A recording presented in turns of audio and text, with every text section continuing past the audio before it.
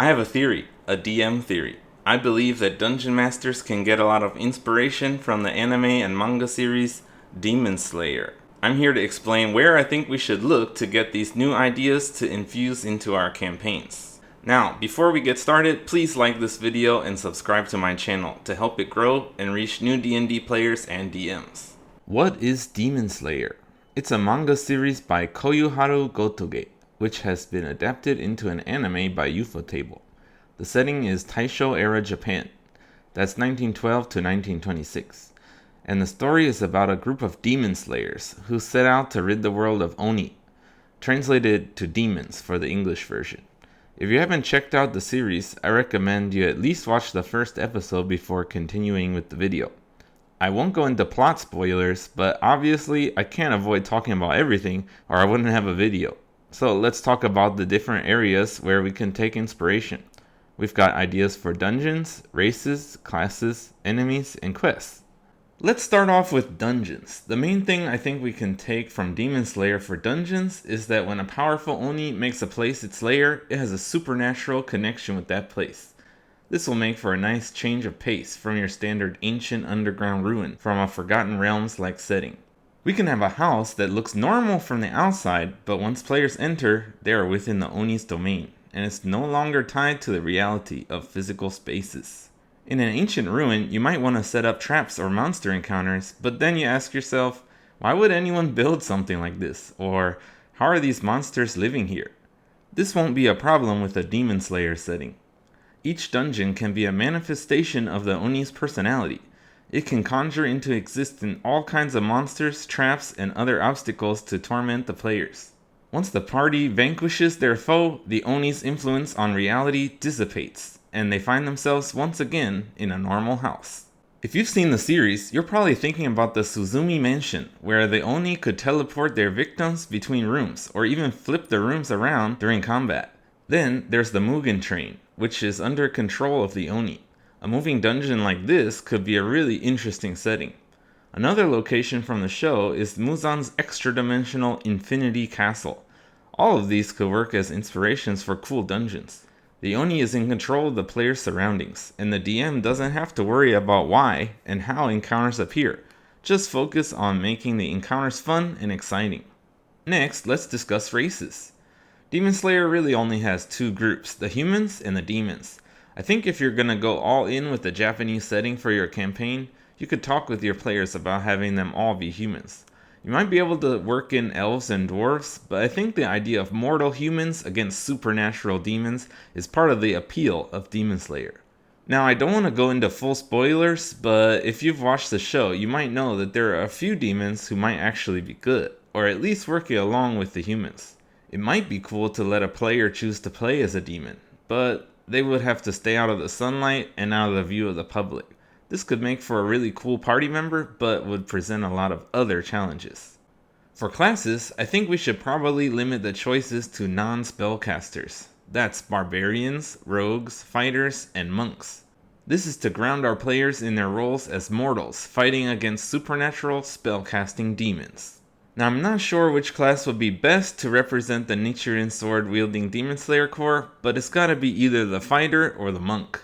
The Battle Master subclass would give you a lot of combat options, but then there's also the Samurai subclass, which gives you fighting spirit. Alternatively, there's the monk. I think having key points would really suit the Japanese setting and special abilities of the Demon Slayers. Probably the best option would be to create a unique subclass for the fighter or monk, which uses something like key points or superiority dice to focus on skills with the sword. Being able to choose between extra fire, lightning, or cold damage would be a thematic addition. Going in depth on how to create a Demon Slayer subclass would probably take up a whole other video, so leave a comment on this video if you'd like to see something like that in the future. Next, let's talk about our enemies in this setting. Oni and Demon Slayer aren't much like the yokai in Japanese folklore. They're actually a lot more like vampires. They get more powerful by eating humans, which is basically like drinking their blood, and can't come out in the sunlight or they'll be burned to ash. Let's take a look at Oni in the monster manual as well as vampires and see what we can take from those to make our own version of a Demon Slayer Oni. Looking at the D&D Oni stat block, we can see they do have a few important elements of a Demon Slayer Oni. First, they have regeneration. In the series, demons are constantly regenerating during battle, while the Demon Slayers are just normal people, unable to heal without mastering certain breathing techniques.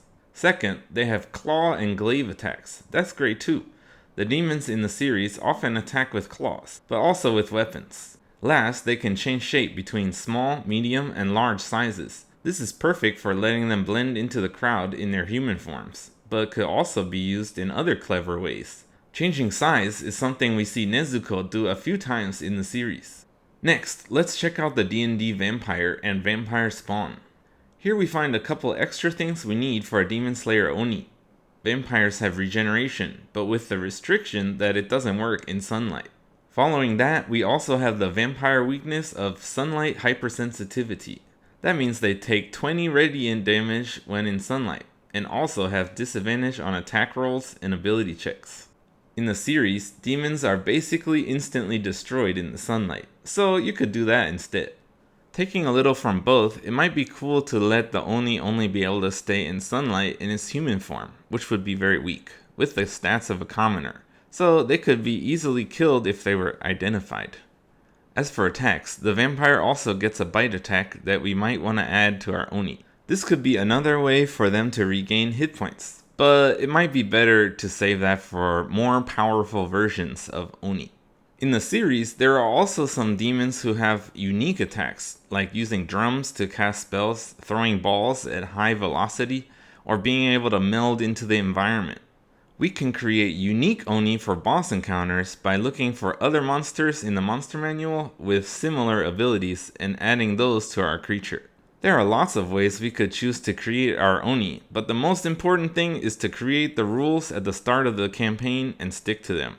If you aren't consistent in how your world works, it's gonna break the player's suspension of disbelief. Going from demons as our monsters to talk about them as our antagonists or villains, all we really need is a motivation. It's important in D&D that you don't try to recreate plot points or specific moments from the show, but focus on role-playing the NPCs based on their own goals. In Demon Slayer, the main villain is Kibutsuji Muzan, the leader and progenitor of all Oni. He has one main goal, to conquer the sun. In order to be truly immortal, he wants to rid himself of his weakness to sunlight. If we are giving our demons this same weakness to sunlight, this could be a great motivation to borrow. This will explain why he is intent on experimenting with creating different types of demons and why the demon slayers need to destroy him. Maybe our villain wants to block out the sun to create a world of night. They could be trying to merge the spirit world of the yokai with the mortal world of the humans. Alternatively, they might want to create a new society where humans are subservient to Oni and are farmed for food. However, if we're going to let our demons live in the sunlight in their human forms, we will need to change our main villain's motivation a bit. Maybe a demon's immortality is threatened in some other way. It could be that our demon slayers have a special ore that they use to make their swords, and that's the only way to kill demons, so our villain wants to destroy all sources of that ore.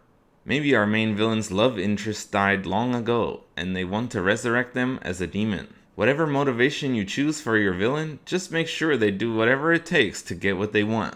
React to your players' choices as they go. Don't try to set them up for cool moments from the series. When you try to make things happen as a DM, you almost always end up taking away player agency, and people hate that.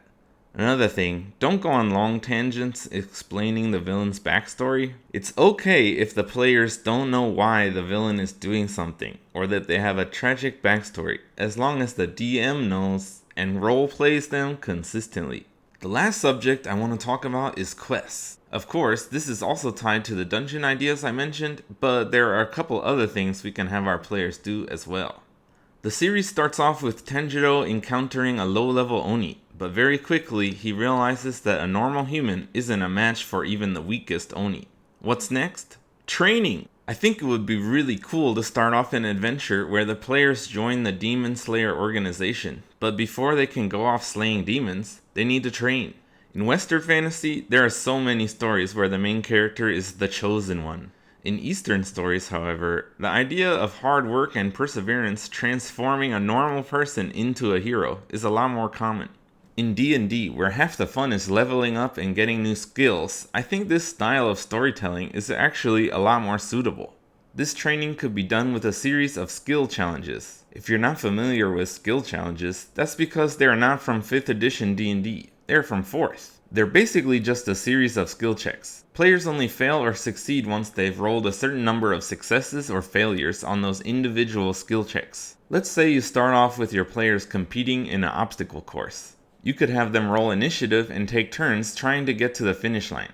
The players would have to explain how they are going to use their skills to overcome each obstacle. If they make it past 3 of them, they complete the course. If they roll 3 failures before reaching the end, they can't make it in time. This stops the players from just trying the same thing over and over until they succeed. By using an initiative order, we'll also know who made it over the finish line first. Maybe they'll get a reward for that too, like special training for a feat or an upgrade for their sword. Demon Slayer doesn't really deal with money at all, so I don't think we need to reward players with gold. The Demon Slayer Corps will provide them with food, weapons, and other gear. I think the best rewards would be cool new abilities they can train for or magic items they are entrusted with. You can't constantly give them those things though, or they'll become too powerful. Another reward could be a ranking system within the Demon Slayers. Maybe the higher up members won't even talk with the lower ranking members, so the players will want to rank up in order to get more interesting missions or learn more about the other NPCs. In Demon Slayer, the tournament arc is basically the characters working their way up to the strongest demons. But we could incorporate this popular shonen trope into our version of the Demon Slayer Corps. Have the players face off one-on-one against other players and NPCs, and see who gets to the top. The winner can get a unique reward, but this will also give players a chance to get into combat before facing off against actual demons. This could be a cool way to have them level up to level 2 or 3, but also build up the idea that they aren't strong enough to face demons until they complete all this training. So those are a bunch of my ideas on how to set up a Demon Slayer style campaign. Before we end, I want to leave you with this quote. Arthur C. Clarke said, "When a distinguished but elderly scientist states that something is possible, he is almost certainly right. When he states that something is impossible, he is very probably wrong." If you're gonna change the rules, it's better to add something that was previously thought impossible. But if you let your players do something and then later take it away and say, "No, sorry, you can't do that anymore," players will be pissed. Make sure you are consistent with your rules, but as players level up, it can be fun to reveal abilities that they previously thought were impossible. Thanks for watching the video. Leave a comment below with your own ideas on how to create a cool D&D setting based on Demon Slayer. Don't forget to subscribe for weekly D&D videos. See you next time.